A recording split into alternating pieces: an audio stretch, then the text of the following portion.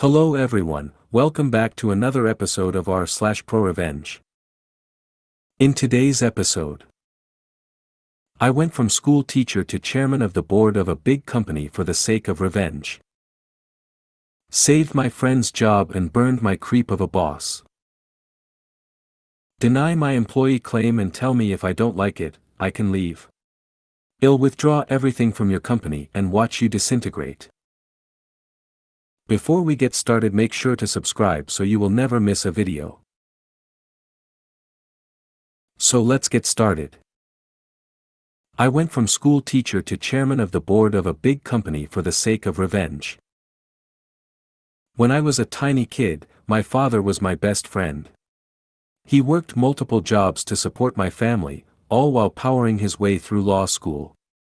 He even built a couple of small businesses from the ground up with a couple of his friends. All while doing this, he managed to be the best dad ever, spending as much time as he could with my mother, myself and my baby siblings. One day, we found out that he had stage 4 stomach cancer, the kind that you don't recover from. My mother and I stayed by his side all the way till it was all over.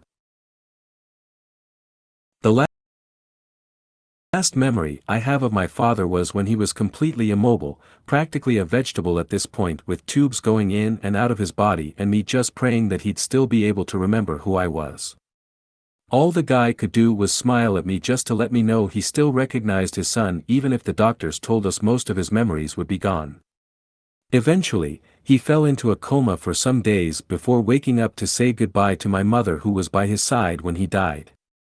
She was a housewife, so we really didn't have much to go on after his death. Enter my grandfather. He was one of those self-centered boomer types who makes everything about himself. After my father died, he'd use the newspaper obituary to boast about his dead son's grades and achievements, which I realized seemed to be the only thing my dad was to him. Just in case you were wondering, yes, we are Asian. My mother was grieving and trying to find a way to make ends meet, and my grandfather graciously offered to help her control my father's 2 businesses to help support us. My mother agreed because she didn't have any experience. While we grew up, the 2 businesses didn't provide much for us, likely because my father was one of the big reasons they were thriving. Mom was in and out of multiple jobs just to keep us floating. My grandfather offered to help put me and my siblings through school. I managed to score some scholarships with some good schools growing up, so thankfully he didn't have to do as much for me, but we were really glad that he helped out with my siblings. After I made it out of school, I found out that my family was broke and my 2 siblings were still making their way through medical school. My sister even offered to stop and just get a job, but I told her to keep going because she was doing so well and that she deserved to graduate. My grandparents had cut us off because they didn't approve of the directions my siblings took in life, especially my sister, who was, for them, too female to have a career in medicine. My grandmother is a bit of a misogynist. Why are you wasting your time and money becoming a doctor? You're just going to have children and quit. I was working as a high school teacher when I was contacted by one of my dad's old business partners for one of his companies.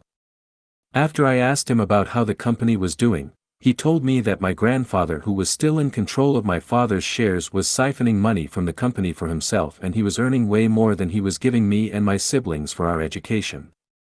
So all our lives he'd been making us feel indebted to him for money that was supposed to be ours to begin with, and he lied to us by telling us that Dad's companies weren't making any money for us at all. We also realized that when he cut us off, he was cutting us off from our own money, forcing my siblings to drop out and give up careers that they'd been working their whole lives for. What's worse is that this was our father's money, and we know that he'd wanted it to help us provide for our futures even after he died, and here comes his asshole father basically shitting on his legacy for his own enrichment. I even found out that he used his position to take possession of the company's office space and forced them to set up shop in a smaller, cheaper office while renting the original space out under his own name to the company's competitors to make money from them too. All while I had to work multiple jobs to help my mother and siblings pay the bills. Cue revenge. My grandfather's biggest weakness has always been his pride. In fact, I suspect that he wanted us to think he was helping support us out of his own pocket because he wanted everyone to think he was some kind of hero when in reality he was financially choking us. I recognized that no matter what my grandfather said, my siblings, my mother and I were legally the owners of my father's company shares. So after having a statement signed by the three of them, I approached all the board of directors sans my grandfather and let them know that I was now that sole representative of my late dad's estate. My grandfather also made himself chairman of the board, according to the company records. He did no work for the company at all, so the position was just a name that allowed him to receive money. So I convinced them that since he was only chairman as representative of my father's estate, that made me the chairman. I did not intend to keep the position because I did not have the experience for it. Then I contacted other members of my extended family about my grandfather's unethical practices with the company's office space. He was eventually pressured by them into evicting the company's main competitor from their office space. Serves them right for conniving with my grandfather to take the company's old office space. At the next board meeting, I prepared for the moment I'd been waiting my entire life for. When he entered the conference room, to preside over the meeting as the chairman, he found his chair facing away from the table with all the board members already seated at the table, and like a Bond villain, I spun the chair around to reveal to him that I'd been the one sitting there the entire meeting. I told him that the company and my family no longer needed him and that I'd be taking control over representation of my father's estate. Do you know that I'm the one who put him and his siblings through school? He said in shock. I only went, no. Dad did. The look of sheer embarrassment on his face was perfect. I've never seen him look defeated my entire life until that moment, and this sort of satisfaction could not be achieved by simply ratting him out. I stepped down from the chairman position and took a job in the company's treasury department as a bookkeeper with a meager salary, but at least now any profit sharing or dividends that the company released would go where my father wanted it to go. And finally, one of the first decisions I got to make as a board member before stepping down was to give my mother a permanent job that she deserved. My grandfather is now jobless. He spends all his time at home, and because he spent his life being selfish and self-centered, he has no friends. All he had going for him was being able to power trip over other people and boasting about his assets and achievements. Even my grandmother has had it with him, and the two don't even sleep in the same room anymore. I hope he lives the rest of his short life regretting that he didn't live his life with more compassion and humility. Update. Apparently my sister saw this post and just informed me that he's kinda miserable now because his wife is angry at him because he siphoned what's left of their money to an extramarital sugar baby he had, in probably another attempt at getting someone to affirm and glorify him. I guess he hasn't learned. Saved my friend's job and burned my creep of a boss. When I was in college some 10 plus years ago, I worked for my university as a resident advisor in a dorm. It was a student job that afforded me a place to live in exchange for managing a floor in one of the student housing buildings on campus. The job itself was fairly basic and consisted of helping students with housing issues, maintaining an office hour Monday to Friday, having a duty weekend once a month, and enforcing university policy. While I initially took the position for the housing, the dorm community aspect ended up being fairly enjoyable. Most of the policies of the university housing were common sense: no loud music after 9 p.m. or running in the building, etc. If someone was found breaking the rules, you would tell them to stop and document it in case the issue became a habitual. There were some rule infractions that also came with fines, such as smoking inside or damaging physical property. One of the policies that had a fine attached was getting locked out of your dorm. If you needed to be let back into your dorm, the university would fine you $25, and if you actually lost your key, then you would be charged $500 to recore the door lock. The first year I was an RA, I never charged a student to get back into their dorm. I thought it was a bad policy as being a poor student myself. I understood what $25 could mean to someone. The building's resident manager, my boss, at that time was about to graduate and didn't care if we charged them to get into their room, and so everything was good. However, in year 2 I have my first meeting with the other RAs and our new RM, we will call him Doug. Doug was one of those people who was immediately overly friendly, and because he was a friend, felt like he could come into your personal space. Stuff like touching your shoulders or arms while talking to you. It was in this first meeting that he assigned out all of the master keys for the building. He had 2 keys for each floor, which were inside a zipper binder along with a keylog consisting of the key's serial number and RA it was assigned to. This will become important later. He gave us each one of the keys and then placed the second on a duty set of keys which were checked out on the weekend by the pair of RAs on duty. While the university policies for a student losing a key were bad, the policies for an RA losing a master key are worse. If you were to lose a master key, you would be terminated, thus losing your housing, and you would be fined the cost to recore each door on your floor, $12,000. While we all already knew this, I recall how much time Doug specifically spent reiterating this fact to us in this first meeting, and how he was no longer responsible for the keys since we now had them. Several weeks into the semester, I am conducting duty rounds in the building with another RA whom I am friends with. We will call her Brittany. Brittany is very smart, assertive, and always a laugh, so I loved working duty with her. This day, however, Brittany seems a bit down. After a bit of prodding, she confides in me that Doug has been making her uncomfortable and that he kept touching her. I believed I understood what she meant because I also disliked how touchy he was and how close he would get to me when we spoke. That's not what she meant. I talked to her about reporting him, but she did not want to, presumably since Doug was one of the department's golden boys.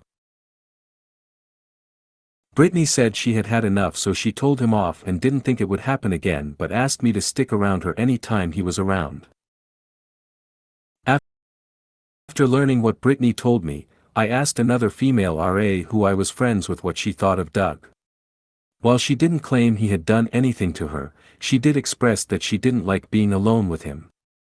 I decided he was a creep, and I became very brief any time I had to speak with him. I also made sure I would stick around after staff meetings until everyone left and would linger in the office doorway if Doug called one of the girls back.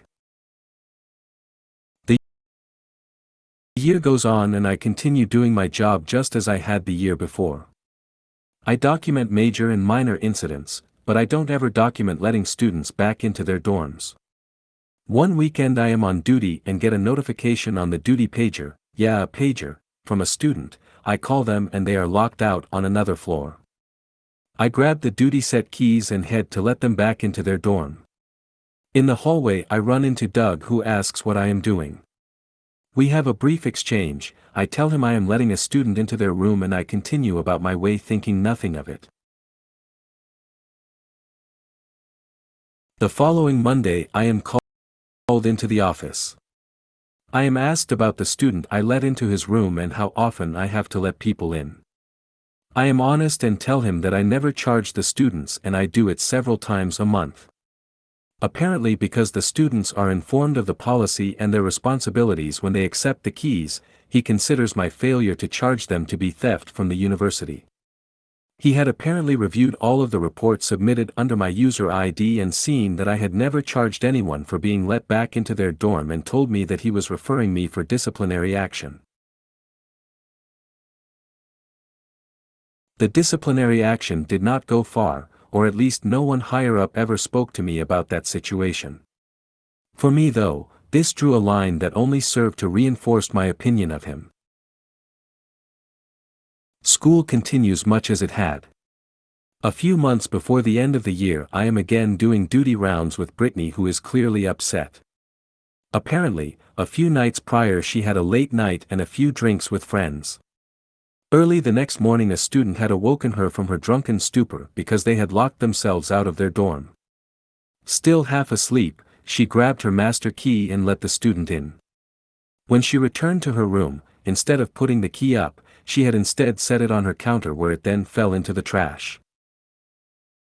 Awake the next day and not realizing what had happened, she took her trash to the dumpster and it was gone to the dump before she remembered what happened. Brittany couldn't afford to lose her job, housing, and being fined $12,000. She was at a complete loss as what to do. After considering the consequences of reporting what had happened and deciding that was a bad course of action, we brainstormed and decide that we need to find a way make a new key without anyone knowing. We didn't have long to act either as each day ran the risk of a random key check by Doug. The university keys are made on a key blank that are not readily available at the local shops, presumably for this exact reason. So we scoured the internet looking for a copy and ended up finding one that looked like a match. However, the website's picture was just a silhouette of what the key's outline looked like, so we weren't 100% sure. It was our best option, so we ordered it. A plan was born. With our key blank en route, we decided that we would take the second master key on the duty set midweek, when it's not being used, and take it somewhere to make a copy. The next problem was once we had a working copy of the key, we would still need to find a way to get the key's serial number back on the copy. Luckily, Brittany knew someone with hammer stamps we could use to imprint the numbers on the key, and I somehow remembered the binder that Doug had with the serial numbers. Because Doug's office was across the hall from his room, he could always hear if anyone was in there. Since Brittany had bad experiences with Doug, we didn't want him to find her in there alone, so it fell to me. I waited till night on one of my duty weekends and got into the office. I opened the door as quietly as I could and snuck in, leaving the door only slightly ajar so that no one in the hall could immediately see in. I was only halfway through looking for the binder when I heard his door open. Sure enough, Doug steps in and asks what I am doing. I know my heart was racing, but I had come up with what I thought was a believable lie. I told him I had to use the university computer in his office to file an incident report because my laptop wasn't working. The lie was good enough and he bought it, leaving me alone to continue my search. It only took a few minutes before I found the binder and got the key number assigned to Brittany. I went ahead and filed a bogus report on a minor infraction in case Doug checked and was out of there. Each day we waited to see if the key blank would arrive. The plan hinged on this key, and it was exhilarating feeling the plan beginning to come together. When it finally came, it was a perfect match, except for the large key brand stamped across it. There wasn't a way to cover it up and it was too noticeable to pass as a real key. The whole plan seemed to fall apart. We decided we would still make a copy on this branded blank so that if Brittany needed to use the key, she could do so without being discovered not having her master key.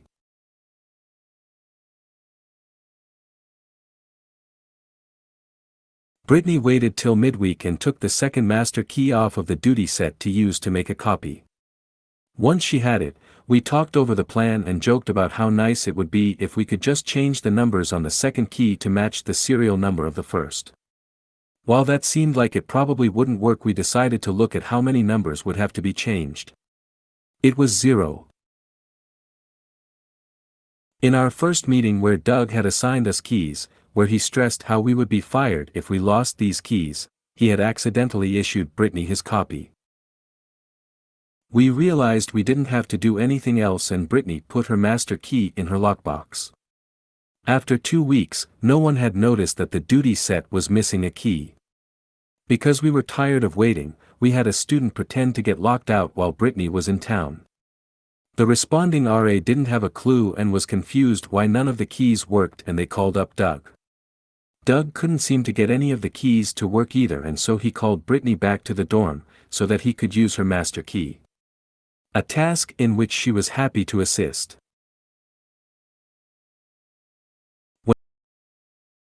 When everyone realized a master key was missing, the big bosses got involved. There was a complete building search, a search of dorm rooms and multiple interviews of each RA. None of the RAs knew anything but Brittany and I, so we feigned ignorance along with everyone else. I believe they suspected Brittany initially, but when she was able to produce her correct master key, their demeanor with her drastically changed. The floor got re-cored as you would expect. They never did figure out where that key had gone and thus couldn't justifiably charge anyone for the incident. We had a meeting where they basically chewed all of us out about keys and the importance of their security. While the meeting was for us all, a heavy emphasis was clearly directed towards Doug. Apparently, as part of his position, he was required to complete a key log each day to make sure that the keys on the duty set were accounted for. Unfortunately, he had not been doing so and there was no way to tell how long the key had been missing. Like he had told me when he wrote me up, this was important since those keys were assigned to him and he had been informed of the policy and his responsibilities when he accepted the keys. Since he was the boss's golden boy, they didn't fire him like we were all warned would happen. Doug did end up getting a substantial fine, and while I don't know the exact amount, I do know he was incredibly upset about it. The year was almost over and Doug got moved to another building the next year, so I never had much more to do with him. I do know that he ended up losing his job due to some incident involving another female RA. Well, that was longer than I expected. Hopefully it's worth a laugh for anyone who actually read it, and at least I have it wrote down now. Deny my employee claim and tell me if I don't like it, I can leave. I'll withdraw everything from your company and watch you disintegrate. I have a story that started before the COVID pandemic and just concluded a while back. Obligatory first-time poster, and English is my third language, so forgive any errors I may make and my use of words. I am a typical simple guy who just likes relaxing and was born with the proverbial silver spoon in my mouth. I am the black sheep of my family and a middle child to boot, double whammy, but I at least have a little brains and some luck, which I kind of use on a day-to-day basis. Due to my parents' connections, I managed to get into lucrative schools in my country, did my military service and was promoted upward to captain, and later on was shipped off to college out of country. I have never been too close with many people apart from my circle of friends, and I prefer it that way. After my college, I was employed in government, you guessed it, family connections, and after a few years was able to use my name to get ahead and meet people who helped me set up several businesses in my area, a coastal city, where this story happens. The money I used was generally allowances, small inheritance from my late grandma, some investments, a fund that was started when I was a baby, and money gifted to me by family, basically an attempt not leave me broke enough to embarrass them, even though I'm a simple low-maintenance fellow, lol. My businesses are booming since the coastal area we live in attracts a lot of tourists, local and international, and of course some locals who wish to mingle with the tourists to get green cards, pen pals, spouses and such. Typical coastal city, I guess. The incident. As a proprietor of my businesses, I have most if not all of my staff on salary since it's the best way for them to gain benefits and is easier for me as a business owner tax-wise. Tipping is more of a gift typically since we do not have a tipping culture, and I have my staff on comprehensive medical insurance, which has additional dental and optical on top of the national governmental healthcare medical scheme. Our government hospitals provide all services free, but wait times for elective surgeries are exhausting. We also have a mandatory legal requirement to provide employees with retirement benefit savings, minimum of 21 working days leave, I give 30, and my businesses offer paid overtime, unhindered medical leave for surgery in serious conditions which can be extended, as well as allowances to seek treatment such as chemo or dialysis.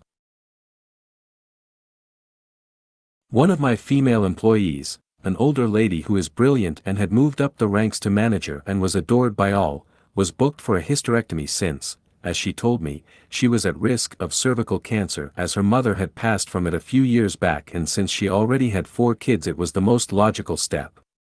She did her due diligence and found a private hospital which was in our system where she could have the procedure done.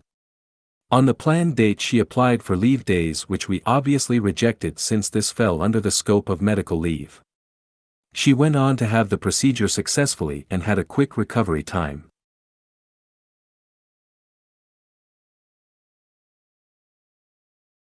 The bill was to be catered for by the company insurance, and we had made sure to get all the necessary pre-authorizations.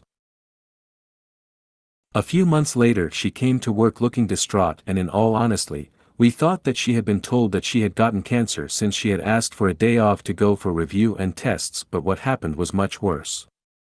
She had been given a bill by the hospital since the insurance had refused to pay for it, citing that it was not in the scope of cover.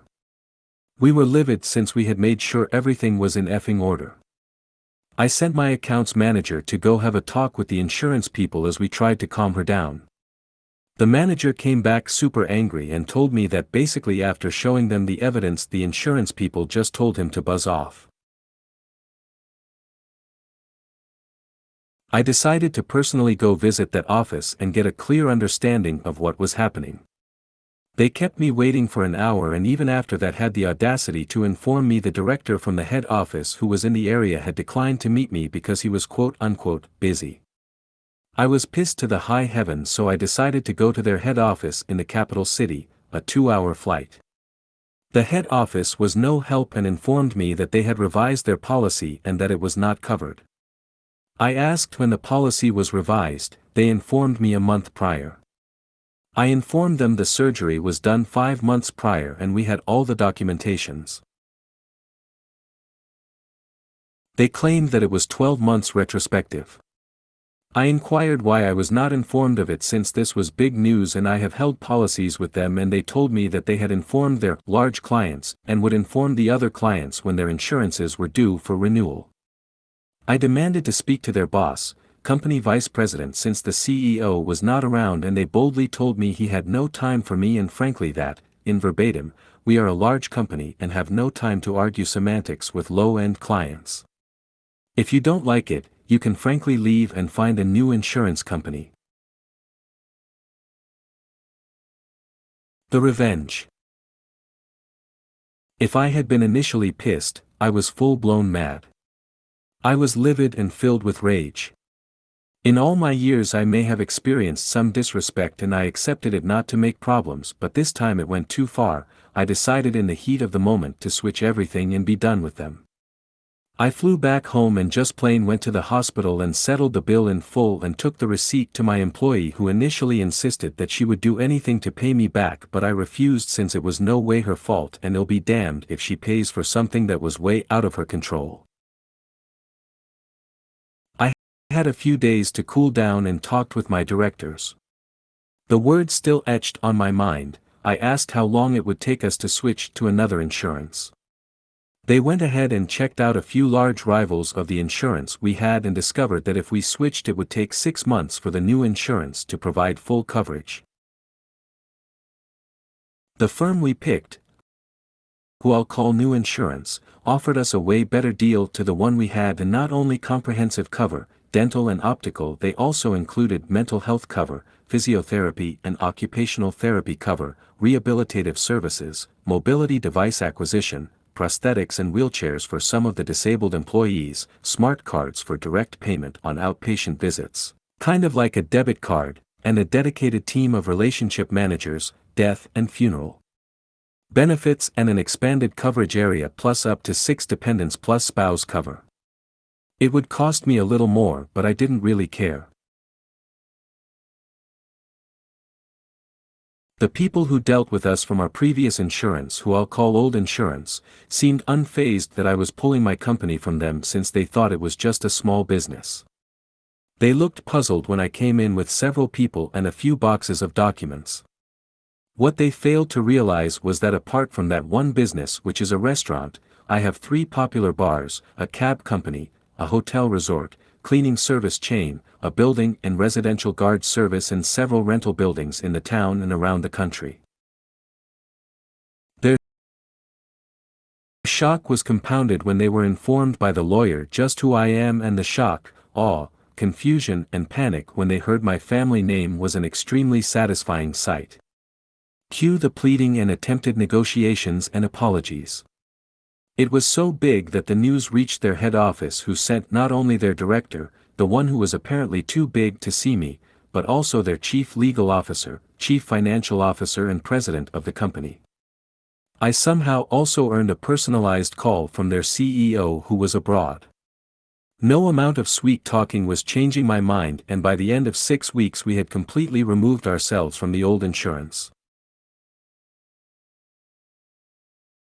It was now a waiting game to the beginning of the new insurance cover, and we really hoped that no one would become unwell by that time, but we were ready just in case.